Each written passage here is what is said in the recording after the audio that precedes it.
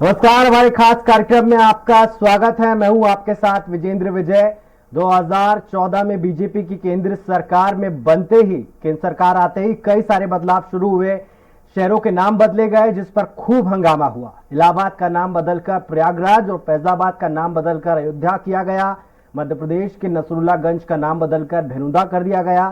साथ ही होशंगाबाद का नाम बदलकर नर्मदापुरम किया गया। अब एनसीईआरटी ने 12वीं कक्षा के सिलेबस में कुछ बदलाव किए हैं। इसमें मुगलों से जुड़े अध्यायों के अलावा सूर्यकांत त्रिपाठी निराला का गीत, विष्णु खरे और सुमित्रा नंदन पंत की कविता भी कोर्स से हट गई है। हालांकि इस बदलाव को लेकर राजनीति भी शुरू हो गई है।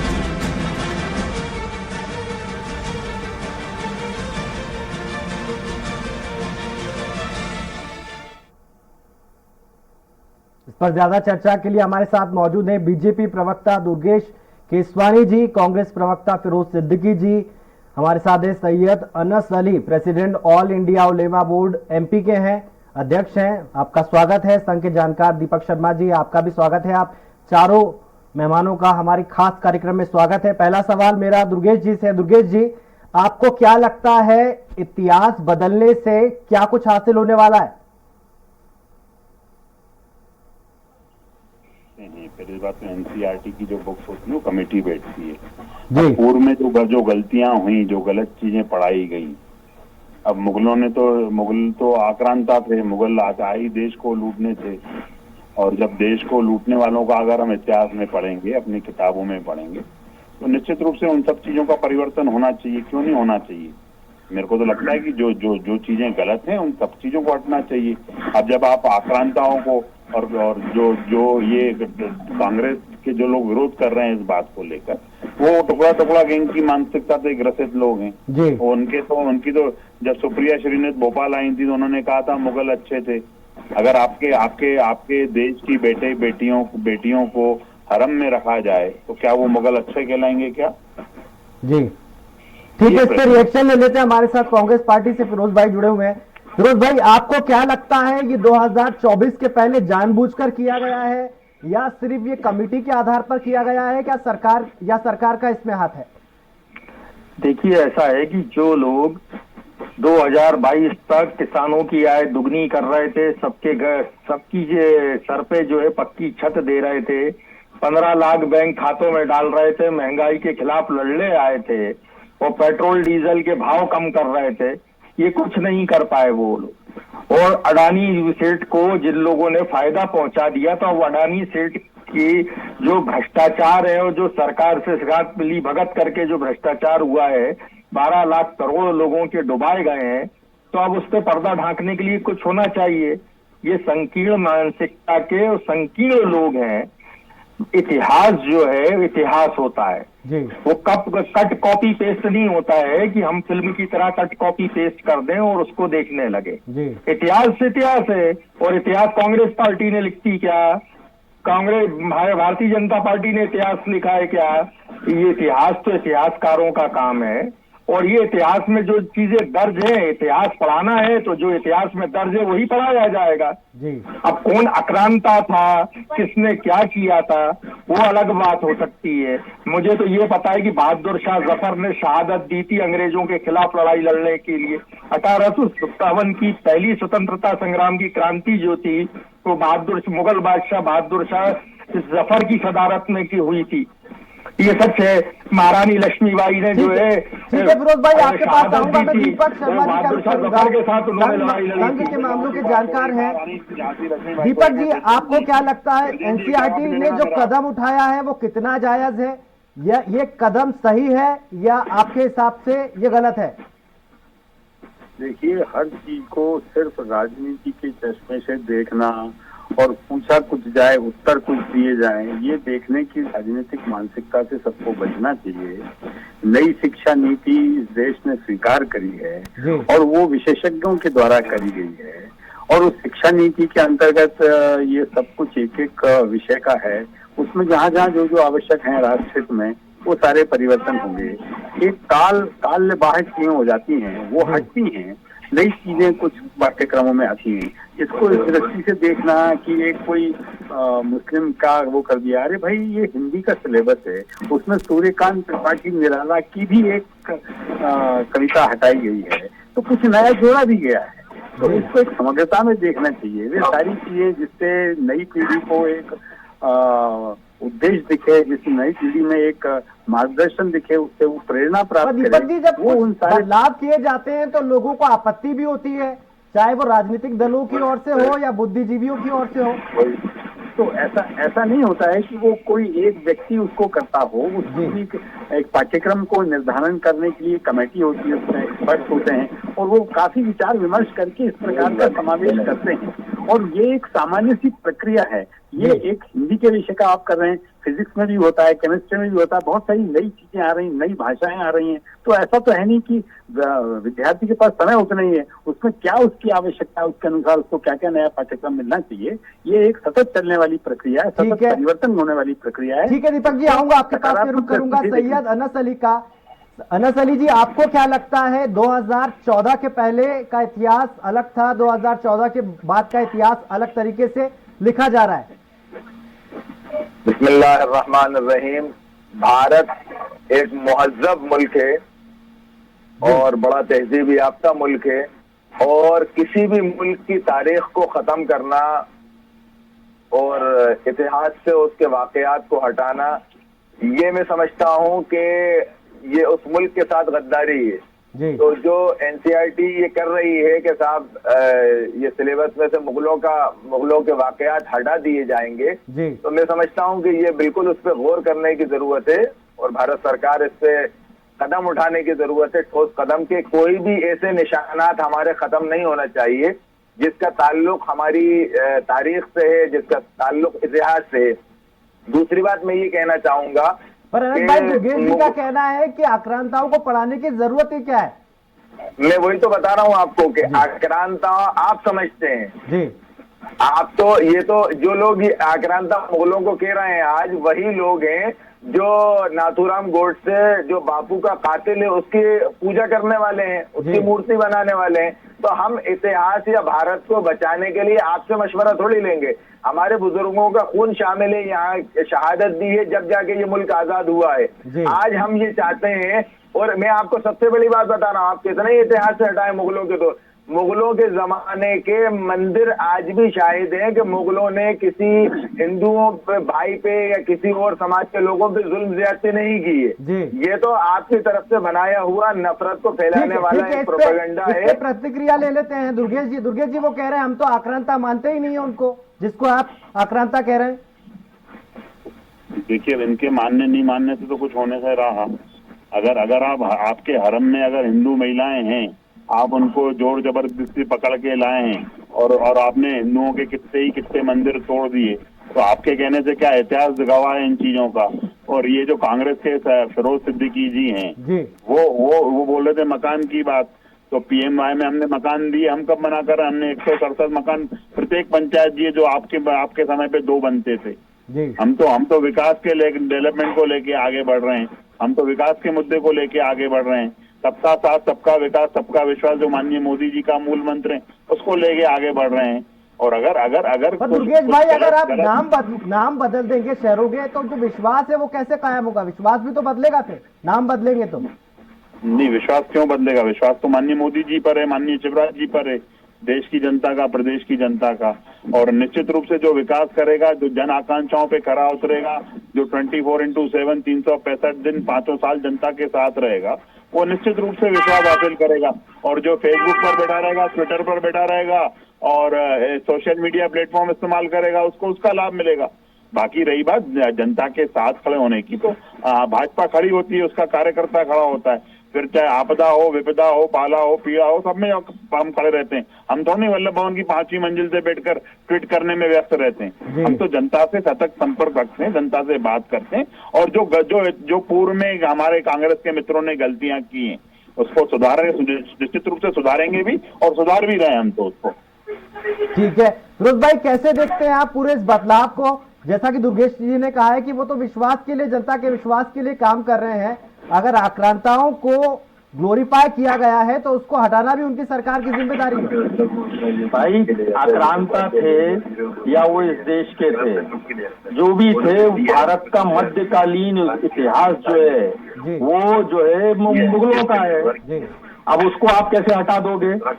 क्या मध्यकालीन इतिहास पढ़ना बंद कर दोगे? मैं इतिहास की बात कर रहा हूँ, कौन क्या था, ये बहस का अलग मुद्दा हो सकता है। और हम कलाम का समर्थन करने वाले लोग, अरे सुनते जाओ भैया, कौन सा, तुम तो ये पढ़ाओ। अरे भाई, आप तो ये पढ़ाओ इतिहास में कि सावरकर ने माफी मांगी थी अंग्रेजों से। जो हम उस पार्टी के लोग हैं, जब अंग्रेज पूरा देश स्वाधीनता आंदोलन में अपनी जान दे रहा था, हम अपने घरों में सो रहे थे। ये पढ़ाओ ना, क्यों नहीं पढ़ाते, डरते क्यों?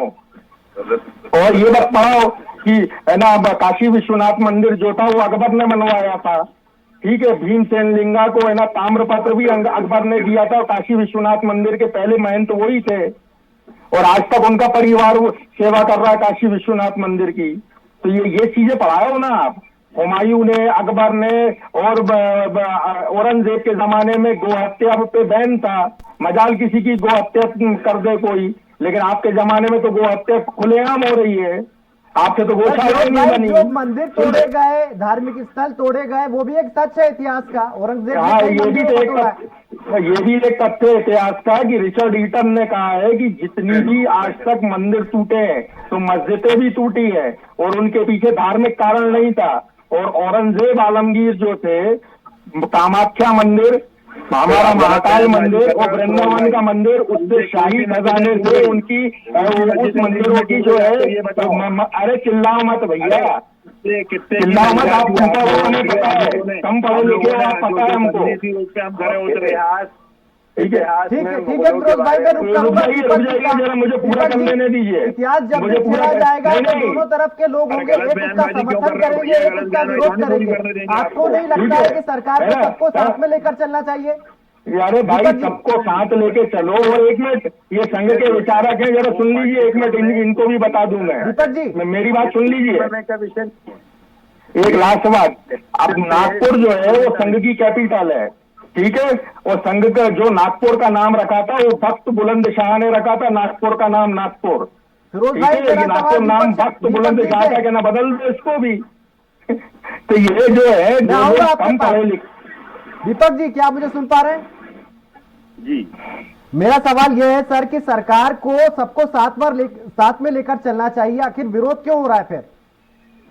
नहीं, ये तो आप कोई भी विषय उठाइए और उसमें 4 लोगों से पूछिए, अलग अलग सबके मत होंगे। जी। ये विषय पाठ्यक्रम में कुछ परिवर्तन का है और ये परिवर्तन होगा ही भाई, ये भी और सत्य भी पढ़ाया जाना चाहिए, इसमें कोई प्रॉब्लम नहीं है। पर दीपक जी ये बख्तियार सिलेक्टिव खिलजी- परिवर्तन है ना, जो आपको सूट नहीं करता है, आपकी विचारधारा को सूट नहीं करता है, नहीं, या यूं आप- कहे कि आप सरकार की ऐसा नहीं विचारधारा को जो सूट नहीं करता है वो आप उसको हटाते जा रहे हैं। अरे भाई आपने अभी 4 नाम लिए, उसमें 2 कहानियां जी। हैं। विष्णु खरे की है, उसमें- सुमित्रा नंदन पंत है जी। अब ये भी तो हटे हैं भाई, नई चीजें कुछ आ रही हैं तो उनका समावेश भी होगा। बार बार इसको एक दृष्टि से देखना, उसका कोई हल होना चाहिए ना कि भाई क्या आवश्यक है बच्चों के लिए, वो पढ़ाया जाएगा। और उसको कोई इस दृष्टि से देखें कि हिंदू का है या मुसलमान का है, ये अनुचित है, अनापेक्षित है। और उसको इस प्रकार से विवाद बना के करना, उससे कुछ हल होना नहीं है। उस कमेटी में भी बहुत विद्वान लोग होंगे जिन्होंने जी। सबको करा, और ये एक नहीं है, 12th के अलावा बाकी सब में हो रहा है, कॉलेजेस में हो रहा है, यूनिवर्सिटीज में हो रहा है। दीपक जी सारा होगा। कल आपको बता दें नसरुल्लागंज का नाम बदलकर भेरुंदा कर दिया गया। नाम बदलने से क्या लोगों का विकास हो जाएगा, मूलभूत सुविधाएं मिल जाएगी, उनको रोजगार मिल जाएगा? आखिर ये कवायद सरकार करती क्यों है? अरे श्रीमान जी, यदि औरंगाबाद का नाम को यदि संभाजी नाम करेंगे तो ये एक आदर्श की स्थिति है भाई। जो आदमी आके पूरा का पूरा विध्वंस कर रहा है, आज बख्तियार खिलजी ने पूरा का पूरा नालंदा जला दिया, ये इतिहास में दर्ज है। तो आने वाली पीढ़ी बख्तियार खिलजी को किस रूप में देखे, ये विचार करने का विषय है। और इस देश में हिंदू और मुसलमान के अलावा इसको इस दृष्टि से देखना पड़ेगा कि गौरव किससे प्राप्त होगा। हमको गौरव औरंगजेब से प्राप्त होगा कि शिवाजी से होगा कि संभाजी से होगा? इस प्रकार और ये इनसे ये तो पूछो। ठीक है अनंत भाई आपने सुना दीपक जी को, उन्होंने कहा है कि जिस चीज से गौरव प्राप्त होगा उसे ही पढ़ाया जाएगा, उसे ही किताब में छापा जाएगा। एपीजे अब्दुल कलाम मुसलमान है कि नहीं? मसला ये है, वो है कि नहीं? मुसलमान होना कोई गुनाह है? ठीक है दीपक जी आऊंगा, मेरा सवाल अनंत भाई से। वो ज्यादा जरूरी है। अनंत भाई सुन लीजिए आप। मैं ये अर्ज कर रहा हूँ कि असल में प्रॉब्लम ये है कि आपने ये समझ लिया है कि गौरव किस चीज से प्राप्त होगा। अभी आपने ये कहा कि साहब ये भी चिंता का विषय है कि साहब किसको पढ़ाया जाए, किसको नहीं पढ़ाया जाए। सुन लीजिए, अरे सुन लीजिए भाई साहब, मैं आवाज आती है, अरे अब मतलब इसीलिए तो बात नहीं आ जाता है। नहीं ऐसे बात नहीं हो पाती।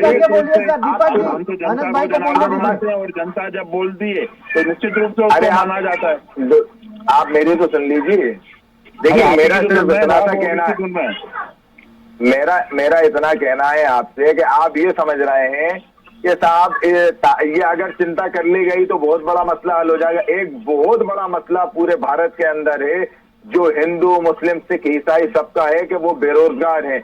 लड़के पानी पूरी का ठेला लगा रहे हैं बीटेक करने के बाद। ये इस देश की इस वक्त अफसोसनाक खबर है। इस तरफ ध्यान देने की जरूरत। अरे सुन तो लीजिए आप, अरे सुन लीजिए भाई साहब, एक मिनट। और दूसरी बात ये है कि मुगलों का आरोप लगता है कि राष्ट्रवाद का मुद्दा, हिंदू मुसलमान का मुद्दा आप लोग इसलिए उठाते हैं ताकि असल मुद्दों से लोगों का ध्यान खींचा जा सके। दुर्गेश जी, हम मुगलों का इसलिए सम्मान करते हैं कि मुगलों ने इस देश को खंडित नहीं किया। अनंत भाई आऊंगा आपके पास। पूरा अखंड भारत था मुगलों के जमाने में। और नहीं कोई मुगलों ने जोड़ने की कोशिश करी, मुगलों ने इस मुल्क को बेहतर बनाने की कोशिश करी। और इस वक्त जब 2014 को जनार्दन मानने वाले लोग हैं, जनता से जब मुगलों ने आती हैं उनको माना जाता है। मुगलों ने इस देश को बनाने की कोशिश करी और वो यहीं रहे, वो यहीं मरे। यहाँ से भाई गए नहीं। ललित मोदी, नीरव मोदी की तरह यहाँ से माल लूट के भागे नहीं। आपकी सरकार पर आरोप लगता है कि आप जानबूझकर ऐसे मुद्दे उछालते हैं ताकि जो मेन मुद्दे हैं, बेरोजगारी है, शिक्षा है, स्वास्थ्य है, उनसे ध्यान खींचा जा सके। देखिए, आप नसरुल्लागंज का नाम बदल के भेरोना करेंगे, किसी के बच्चे को आपने अपना बच्चा बना के अपने बच्चे का नाम देंगे तो वो बच्चा आपका नहीं हो जाएगा। आपको काम करने की जरूरत है, विकास करने की जरूरत है। मौका दिया उन्होंने। दुगेश जी अपनी बात रखिए। देखिए ब्रजेन जी, हम माननीय मोदी जी के मूल मंत्र पर काम करते हैं, सबका साथ, सबका विकास और सबका विश्वास। वो इस बात से भी चरितार्थ होता है कि जब हम उज्ज्वला कनेक्शन देते हैं, अगर सीता को कनेक्शन मिलता है तो सलमा को भी देते हैं। अगर स्वच्छ सेवा मिशन के तहत हाथ में है क्या उसको रोकना करते हैं, अगर राम को मिलता है तो रहमान को भी मिलता है। और अगर हम PMY के जब मकान देते हैं तो 40% से ज्यादा अल्पसंख्यकों को मकान देते हैं। तो हम तो कोई भेदभाव वाली बात ही नहीं करते हैं। जी आप एहसान कर रहे हैं क्या? वो भारत के नागरिक हैं, सुविधाएं उनको देनी पड़ेगी आपको। देखिए, आप एहसान कर रहे हैं क्या? जो लोग 65 साल तक देश में राज करते रहे, गरीबी हटाओ गरीबी हटाओ, आज तक गरीबी हटाओ का नारा देते आए, हम मकान देंगे ये भी नारा देते आए। कभी दी क्या? उसको अगर कोई देने का काम किया तो माननीय मोदी जी ने किया। हम तो सेवक हैं। मैंने आपको पहले ही बताया, जनता जनार्दन है हमारे लिए, और जनता के बीच में से जो बात उठ के आएगी उसको निश्चित रूप से हम अंगीकार भी करेंगे और उसको अप्लाई भी करेंगे। बाकी रही बात इनके विरोध से, ये सिर्फ एक चश्मे से पहनकर राजनीति करना चाहते हैं। आज यही बात है, अगर ये देश की नब्ज को पहचान जाते हैं ब्रजेन जी, तो आज विपक्ष में बैठकर ये रुदालियों की तरह आंसू नहीं बहाते होते हमारे कांग्रेस के साथ। आज वो जनता की सेवा कर रहे होते हैं। फिरोज भाई, आपको नहीं लगता है कि सिर्फ विरोध करने के लिए विरोध करना, आपके पास असल मुद्दे नहीं है विरोध करने के लिए? देखिए, हमने स्पष्ट कहा है, अब कह रहे हैं कि गौरवान्वित किससे होता है? अब इतिहास भी गौरवान्वित करता है जी। तो आप देखिए, बातें तो देखिए आप इनकी, इतिहास भी गौरवान्वित करता है। ठीक है, मंदिर तोड़े गए इस देश में। मैंने बता दिया आपको 3 मंदिरों का तो बता दिया। काशी विश्वनाथ मंदिर अकबर ने बनवाया, ठीक।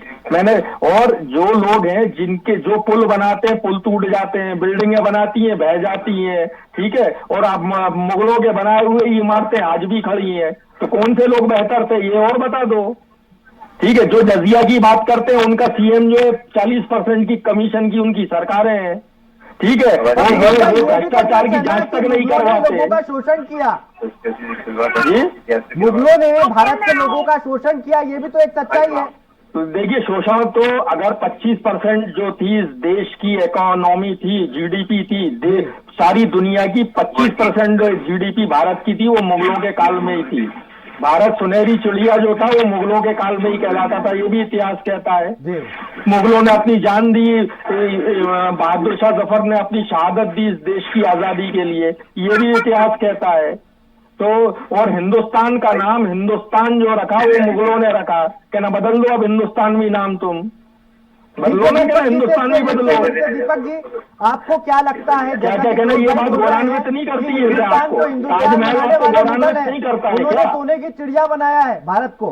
दीपक जी देखिए, ऐसा है, सबसे पहले भारत के मुसलमानों को अपनी जड़ें भारत में ढूंढने की मानसिकता करना चाहिए। उनके पुरखे बाबर नहीं हो सकते, उनके पुरखे औरंगजेब नहीं हो सकते। वो यहीं की संतानें हैं, किसी देश में हैं, और अपनी जड़ें ढूंढना चाहिए। और यदि ऐसा सोचते हैं तो इस अफगानिस्तान में क्या हो रहा है अल्पसंख्यकों के साथ, ये सबको समझ में आता है। वहाँ सिखों का क्या हुआ, ये सब आज दिख रहा है। पाकिस्तान अलग बनाने के बाद आज पाकिस्तान की क्या स्थिति हुई, ये समझ में सब आता है। तो वो जो हिस्सा भारत का वहाँ चला गया, उसमें आज वहाँ का आवाम क्या है ये जरा देखें। और इस माता को, इस धरती को, जहाँ वो रह रहे हैं, सब मिलजुल के रहते हैं, सबकी साझी विरासत है, सब एक ही माता की संतान हैं। इस भाव से जब भारत को देखेंगे तो अपने आप को एक अलग स्थिति में पाएंगे। और हमको इस पर गर्व होना चाहिए कि हमने सबने मिलकर इतना बड़ा देश बनाया है, और जो आज दुनिया में अपने आप को ऐसे स्थान पर रखा है। आज दुनिया को भारत की आवश्यकता है, भारत के नेतृत्व की आवश्यकता है, वो भारत की विचारधारा की आवश्यकता है। ये जो हिंदू मुसलमान ये जो सब कर रहे हैं, मेरे से ले लीजिए कमेंट। आप भारत को अपना क्यों नहीं मान रहे? ये दीपक जी का कहना है कि हमारी साझी विरासत है, अगर आप अपनापन लेकर चलेंगे, मानेंगे भारत को, भारत तो भारत बनेगा। इनसे पूछ के थोड़ी अपना बना, हमारा खुद का भारत है, हमारा अपना है भारत, इनसे पूछ के थोड़ी। जब अंग्रेजों ने जुल्म किया था इस मुल्क को आजाद कराने के लिए, तो हमारा ही कंधा काम आया था, हमारा ही कंधा था जिस पे सर रख के ये रोते थे। तो हमने तो इनका हमेशा साथ देने की कोशिश की है। मगर जब आप खामोश रहेंगे, आप एक तरफ ये बात कर रहे हैं कि सब मुसलमान हमारे हैं, और दूसरी तरफ आप मॉब लिंचिंग हो रही है मुसलमानों की, आप खामोश बैठे हुए हैं। तीसरी तरफ आप मुसलमानों की मस्जिदों पे नारे लगाए जाएंगे, वहां खामोश होंगे। चौथी तरफ आप जब धीरेन्द्र शास्त्री जैसे बाबा हिंदू राष्ट्र बनाने की मांग करेंगे, आप उसके समर्थन में संविधान के खिलाफ खड़े हो जाएंगे, तो हम आपको देश हित नहीं मानते ना। आप सभी को ये रोकना चाहूंगा। बीजेपी से हमारे साथ दुर्गेश जी थे, आपका बहुत बहुत शुक्रिया। कांग्रेस से फिरोज भाई थे, आपका भी बहुत बहुत शुक्रिया। अनस अली जी और दीपक शर्मा जी, आपका भी बहुत बहुत शुक्रिया।